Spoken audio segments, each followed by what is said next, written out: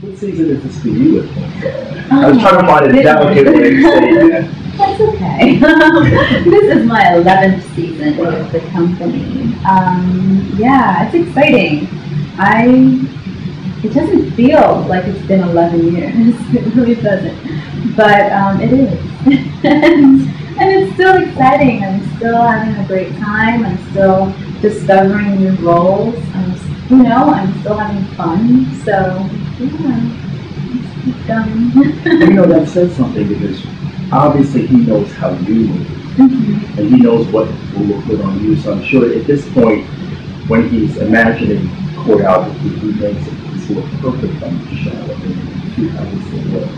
I think he takes into consideration his dancers and definitely takes into consideration what we're good at, or if maybe he might want to challenge us with something else that we don't usually do, or he just wants to see that person do that role, even if it's just completely unexpected, and you're like, oh, well, this so-and-so's going to do that, and it's not them, it's someone else. That happens all the time. So I think it keeps us on our toes, and it keeps him interested in us because he likes to see us do new things and discover new things, I think it allows us to be versatile dancers, It helps. And then at this point, after 11 years, you've done so much of the rep also. I have, but in different parts. So, once you're given a new role within a dance you've done 1,000 times, it becomes a completely different dance. Well, that's one thing I wanted to ask. You'll go into work and you'll be in this role. And they all roles. It's not just like a section of dancing. It is a role. Yes. And then from there, you'll either be moved or, I don't want to say promoted, but shifted maybe. Yeah, you get shifted around into different parts. Let's see. For example, Cascade. So I was one of the women in Cascade, and I did the first time I did the dance, I was just one of the extra women in the cast. And then the next time it came around, I was in the double duets, and we called it the quartet. We called it the double duet. And then now, this time around, now I'm doing the duet with Michael, which is towards the end. It's a very long duet. So it's a very different dance for me now, because before I was dancing, and now, okay, I do one class in the first section, and then we wait until the men's section is over, and then we come out and do this long duet, which is a whole section on its own, and then the last section starts. But it does change. It changes the pace, the momentum of the dance. I have to keep my head in it, because I'm not on stage until much later. Let's see, what other dance is that?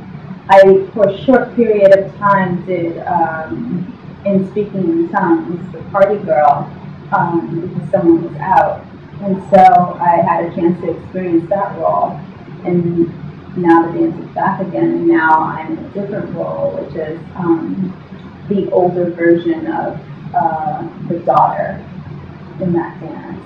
And Sean Mahoney plays my husband in that dance, and that is an intense role, and it's an intense dance in itself, so it definitely, again, changes the dance for me. But it's nice to experience that. It's nice to feel the dance and see the dance from a new place. Well, that's also your personal growth as an artist, too, isn't it? Yeah, definitely. All it does is just add to your artistry. That's all it can do, really. If you allow it to happen, that is, You just surrender to the role, surrender to the dance, and grow. Even that surrendering to the role is a certain amount of trust that goes through that. And then also trust not only the choreographer, but in yourself. Yeah, if you think about it too much, you'll shoot yourself in the foot. Really. You know what I mean?